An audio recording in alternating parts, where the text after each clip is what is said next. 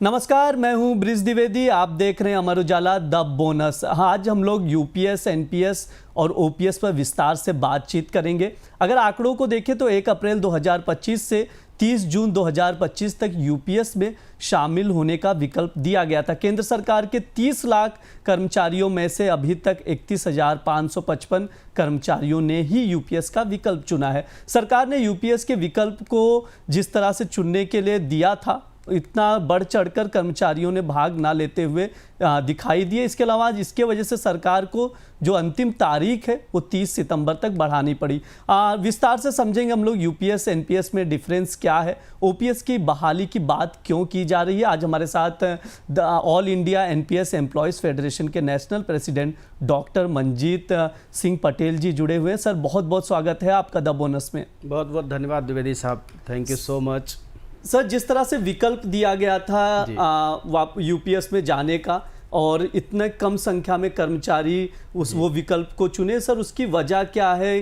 क्या लग रहा है यूपीएस एनपीएस में क्या मूल अंतर है दोनों में? देखिए द्विवेदी साहब, कर्मचारी लगातार पिछले 10, 12, 15 साल से आंदोलन कर रहे हैं अलग अलग प्लेटफार्म के नीचे, और उनकी डिमांड रही है ओल्ड पेंशन स्कीम की। सरकार ने 6 अप्रैल 2023 को एनपीएस रिव्यू कमेटी गठित की थी, जिसने 1.5 साल में अपनी रिपोर्ट दी और उसको 1 अप्रैल 2025 से लागू किया गया था। 24 फरवरी 2025 को इसी यूपीएस के ऊपर हमारी बैठक हुई थी पेंशन मंत्रालय में, माननीय डॉक्टर जितेंद्र सिंह साहब के साथ में, और उनके जो अधिकारीगण थे, पेंशन सेक्रेटरी साहब थे, पेंशन डायरेक्टर साहब थे और तमाम बड़े अधिकारी उस मीटिंग में शामिल रहे थे। तो जो यूनिफाइड पेंशन स्कीम में जो मूल समस्याएँ थीं उसका हमने उनसे जिक्र किया था। पहली समस्या ये थी कि उसमें ये लिखा था गजट में कि अगर कोई वॉलंटरी रिटायरमेंट लेना चाहता है तो उसे 20 साल की बजाय अब 25 साल तक नौकरी करनी पड़ेगी, यानी वो 25 साल की नौकरी के बाद ही वॉलंटरी रिटायरमेंट ले पाएगा। सबसे बड़ी उसमें दिक्कत ये थी कि चलो ठीक है, 20 की जगह 25 साल भी नौकरी कर लेता है, लेकिन उसे वॉलंटरी रिटायरमेंट लेने के बाद उसे पेंशन मिलेगी नहीं। पेंशन तभी मिलेगी जब वो 60 साल का हो जाएगा। तो ऐसे केसेस में उसे 10 से 12 साल का इंतज़ार करना पड़ेगा। कोई आदमी 24-25 साल की उम्र में नौकरी में आ जाता है तो 25 साल के बाद वो 50 साल में वॉलंटरी रिटायरमेंट ले लेगा। तो 10 साल तक वो क्या खाएगा, क्या पिएगा? इस बीच में पे कमीशन आएगा, दुनिया भर के इंक्रीमेंट 10 साल तक काम करेंगे, डियरनेस अलाउंस बढ़ेगा, जबकि उस रिटायर होने वाले वॉलंटरी रिटायरमेंट लेने वाले कर्मचारी को मतलब जो है 10 साल बाद जब आप पेंशन देंगे तो वो पेंशन भी बैक डेट वाली बेसिक सैलरी होगी, बैक डेट वाला जो डियरनेस अलाउंस होगा या क्या होगा उस तरह से कैलकुलेट किया जाएगा। तो मतलब जो है ये एक सबसे बड़ी एनोमली थी। दूसरी बात ये थी कि उन्होंने जो उसमें लमसम अमाउंट देने की बात कही थी, लमसम अमाउंट का वैल्यू बहुत कम है। वो बेसिकली कोई 30 साल तक नौकरी करे तो बड़ी मुश्किल से आखिरी के 6 महीनों का वेतन बनता है, तो लमसम अमाउंट कम था। फिर उन्होंने ये फैसिलिटी की कि वो टोटल कॉर्पस में से, जहाँ पर एनपीएस में 10+14 चलता था, यूपीएस में 10+10 चलेगा। 8.5% सरकार ने जो बढ़ाया है वो हाथी के दांत की तरह है, खाने के नहीं है, केवल दिखाने के हैं। तो वो अलग पूल कॉर्पस में चलेगा। जो 10+10 चलेगा उसमें से 60% तक विड्रॉल की पावर तो दी है सरकार ने, लेकिन अगर उस पैसे को एम्प्लॉई विड्रा करता है तो उसका जो पेंशन होगा वो प्रोपोर्शनेटली 50% से नीचे चला जाएगा, उसी अनुपात में घटता चला जाएगा। तो ये 3 बड़ी समस्याएं थी जिसके चलते एक तो कर्मचारी का अंशदान नहीं मिल रहा था उसे, दूसरा वॉलंटरी रिटायरमेंट जस्टिफाइड नहीं था, तीसरा 50% की जो गारंटी दी भी उन्होंने तो वो आखिरी वेतन का ना दे करके आखिरी 12 महीनों का औसत वेतन उसका किया 50%।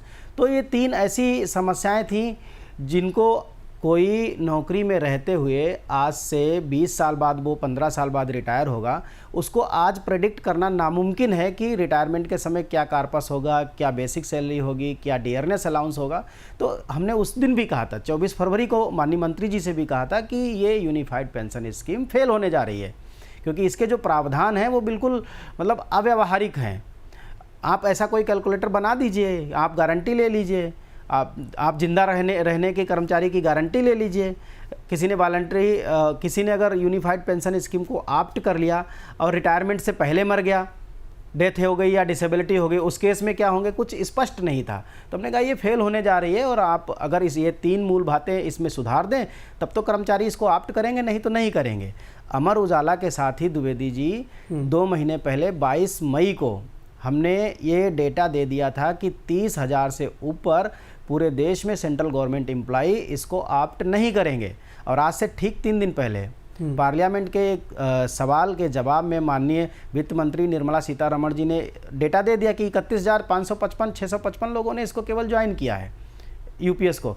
और इसमें भी मैं फिर कह रहा हूँ, इन 31,655 लोगों में जो 90% लोग हैं वो जो रिटायर हो चुके हैं या फिर बिल्कुल अभी उनका रिटायरमेंट बाकी है 2-4-6 महीनों में या 1-2 साल के अंदर, तो उनकी मजबूरी थी कि क्या करें, वो कुछ नहीं से बेहतर था कि कुछ खाते, तो उनकी मजबूरी है यूपीएस में जाने के लिए। और ये डेटा बढ़ेगा नहीं है। अगर सरकार ये सोच रही कि 31,000 से वो 1 लाख पहुँच जाएगी तो ऐसा नामुमकिन है, कोई कर्मचारी इसको स्वीकार नहीं करेगा। जी बिल्कुल। सर, जिस तरह से आपने बताया यूपीएस एनपीएस के बारे में, ओपीएस के बारे में, सर बार बार ओपीएस की बहाली की बात की जा रही है। सर इसकी वजह क्या है? ओपीएस क्या बेटर है यूपीएस एनपीएस से?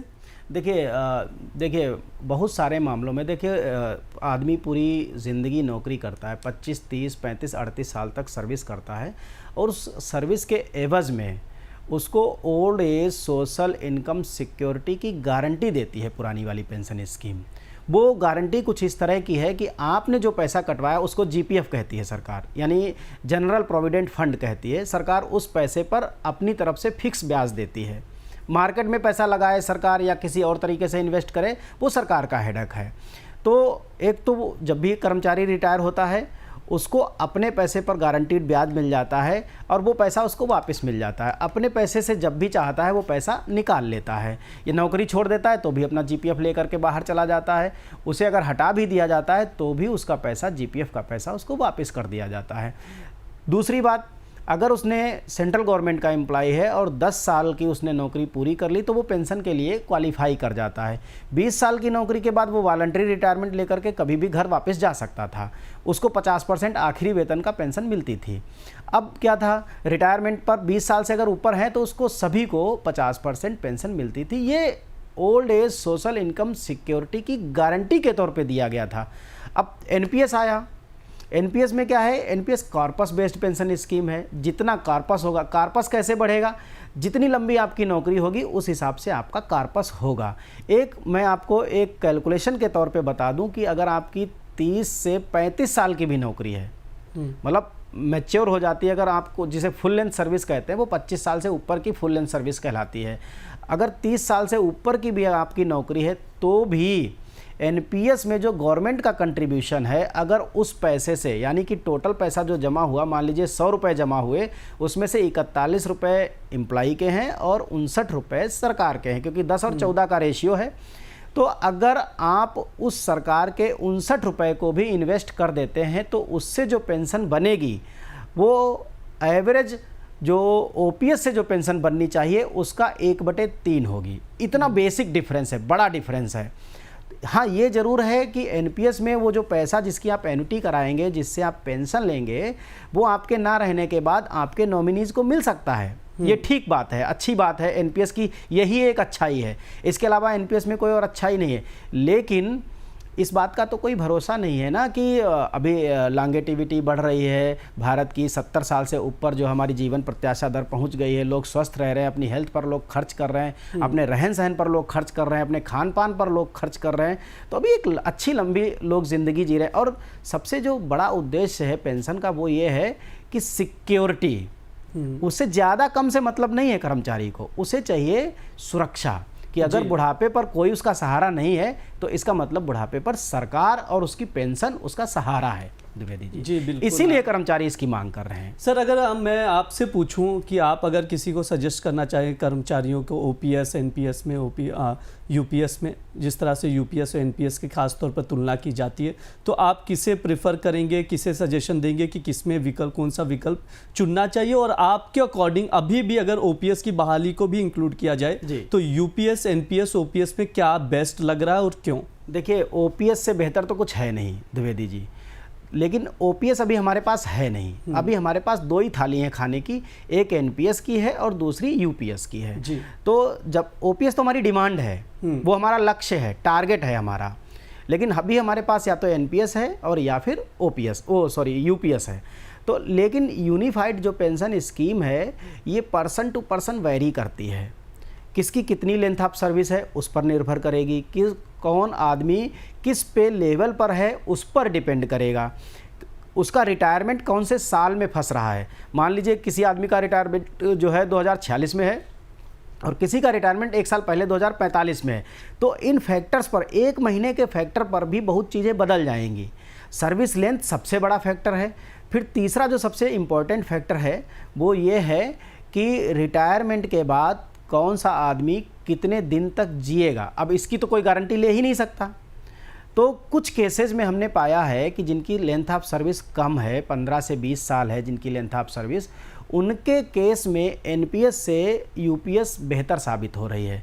लेकिन अनसर्टेनिटी जो बनी हुई है रिटायरमेंट के बाद कौन कितने दिन जिएगा, ये फैक्टर सबसे इम्पॉर्टेंट है। मान लीजिए किसी ने यूनिफाइड पेंशन स्कीम ले लिया, उसको 20 साल की उसकी नौकरी है, तो उसको 40%, जो 50% मिलना चाहिए था, 50% ना मिल करके उसको 40% मिलेगी। तो 40% का उसने रिस्क लिया और उसने गवर्नमेंट कंट्रीब्यूशन को छोड़ दिया। मान लीजिए वो 15, 20, 25 लाख कुछ भी था, उसको उसने गिव अप कर दिया और यूपीएस के माध्यम से 40% पेंशन लेने की उसने मतलब जो है ऑप्शन चुना। मान लीजिए उसने 3 महीने 40% पेंशन ली, जो कि 50% मिलनी चाहिए थी। 40% पेंशन लेता रहा, 3 महीने के बाद अगर उसकी डेथ हो गई, तो अगर उसका स्पाउस जिंदा है तो उसको जो पेंशन मिल रही थी एम्प्लॉई को, उसका केवल 60% ही मिलेगी, तो वो रिड्यूस हो जाएगी 40%। और सपोज दैट कि अगर वो है ही नहीं तो वो जीरो हो गई, क्योंकि नॉमिनीज़ को पेंशन देने की यूपीएस में कोई व्यवस्था ही नहीं है। केवल वेडेड स्पाउस को लिखा हुआ है। अब गजट में जो वेडेड स्पाउस लिखा है तो बाकी बच्चों को तो मिलेगी नहीं। तो ये मतलब जो है एक बहुत बड़ा रिस्क है कि आदमी अगर यूपीएस को ले भी ले तो इस बात की गारंटी ही नहीं कि वो जिएगा नहीं जिएगा। जिस दिन वो मर जाएगा तो उसका नुकसान ही है। इससे तो बेहतर होता कि वो एनपीएस के बचे हुए अमाउंट की एन्युटी करा लेता, तो उसके मरने के बाद भी जो फैमिली पेंशन है वो रिड्यूस नहीं होती, सेम टू सेम स्पाउस को ट्रांसफ़र हो जाएगी। उसके ना रहने के बाद वो जो जिसको आपने प्रिंसिपल मनी, जिसको आपने एन्युटाइज्ड मनी जिसको आप कहेंगे, वो मूलधन के तौर पे आपके बच्चों को या आपके नॉमिनीज़ को मिल जाएगी। तो इस लिहाज से तो एनपीएस ही बढ़िया है यूपीएस से। मतलब मैं ये कह सकता हूँ दर्शकों से, मतलब जो देख रहे केंद्रीय कर्मचारियों के लिए स्पेशली, या कर्मचारी जिस तरह से यूपीएस एनपीएस के विकल्प को देख रहे हैं, तो मैं ये कह सकता हूँ डॉक्टर मंजीत सिंह के अकॉर्डिंग आप लोग एनपीएस को विकल्प को चुनकर चल सकते हैं यूपीएस से कंपेयर करें तो। हाँ सर, इसमें एक चीज़ और मैं कहूँगा कि वैसे तो मार्केट में बहुत सारे कैलकुलेटर हैं। भारत सरकार का एनपीएस ट्रस्ट का खुद का अपना एक कैलकुलेटर है। आप अपना उसमें डेटा भर करके आप ये देख सकते हैं, एक एजम्पशन तैयार कर सकते हैं, एक एक्सपेक्टेड वैल्यू ले सकते हैं कि आपके रिटायरमेंट पर आपकी बेसिक सैलरी क्या होगी, आपके रिटायरमेंट जब आपका होगा उस समय आपका डियरनेस अलाउंस क्या होगा, और अगर आप एनपीएस में हैं तो आपका उस समय कॉर्पस क्या होगा, अगर आप यूपीएस में जाते हैं तो उस समय आपका कॉर्पस क्या होगा। तो इनको आप कंपेयर कर सकते हैं और फैसला ले सकते हैं। लेकिन मार्केट में जितने भी कैलकुलेटर हैं वो सब बहुत कठिन है। उनमें आपको इंटरेस्ट रेट खुद ही भरनी है, तमाम चीज़ें आपको खुद ही फिल करनी है, तो वो काफ़ी कठिन लगे तो हमने एक खुद ही अपनी टीम के साथ मिलकर के एक कैलकुलेटर डेवलप किया। और DRManjeet DRManjet.in करके अगर आप देखेंगे, गूगल पर सर्च करेंगे तो वो आप उसको मतलब एसेस कर सकते हैं। वो कैलकुलेटर केवल उसमें आपको 5 डेटा भरना है। आपको करंट अपनी बेसिक सैलरी भरनी है, करंट डीए भरना है, एनपीएस में फंड कितना है वो भरना है, डेट ऑफ रिटायरमेंट भरनी है, और कितने साल की आपकी नौकरी रहेगी वो साल भरने हैं। इसको करके हम 3 टेबल बना देते हैं कि अगर आप एनपीएस में रहेंगे तो इतना पैसा मिलेगा, इतनी पेंशन मिलेगी। अगर आप यूपीएस में स्विच करते हैं तो इतना पैसा मिलेगा और इतनी पेंशन मिलेगी। और अगर आपको भविष्य में ओपीएस मिलता या आप ओपीएस में होते तो आपको इतना फंड मिलता और इतनी पेंशन मिलती। सर इसके लिए हम लोग ना, मैं चाह रहा हूँ जो कैलकुलेटर वाली बात आपने जिक्र किया, इसके लिए हम लोग एक अलग से भी शो रिकॉर्ड कर देंगे जिस पर आप कैलकुलेशन लाइव शो करके दिखा दीजिएगा, जो दर्शक सवाल पूछेंगे वो बेटर रहेगा। हाँ सर, बिल्कुल सर, बिल्कुल जी बिल्कुल सर। समय हो चुका है क्योंकि लिमिटेड है समय भी हमारे पास। आगे हम लोग इस पर लगातार कैलकुलेशन की बात जरूर करेंगे। अगला जो हमारा शो आएगा यूपीएस एनपीएस ओपीएस पर मंजीत जी के साथ कैलकुलेशन पर बातचीत की जाएगी। ओवरऑल हमने यूपीएस, एनपीएस और ओपीएस को भी समझ लिया, और जिस तरह से यूपीएस और एनपीएस की स्पेशली बात करें तो कौन सा विकल्प बेहतर है वो भी सर ने समझाया। आगे भी आप लोग जुड़े रहिए द बोनस के साथ, हम लोग लगातार वीडियोस भी लाएंगे। सर बहुत बहुत शुक्रिया आज की चर्चा में जुड़ने के लिए sir. Thank you sir, thank you Dwivedi साहब जी। जो हमारे दर्शक हैं इस वीडियो को ज़रूर शेयर करें, चैनल को सब्सक्राइब करें। धन्यवाद।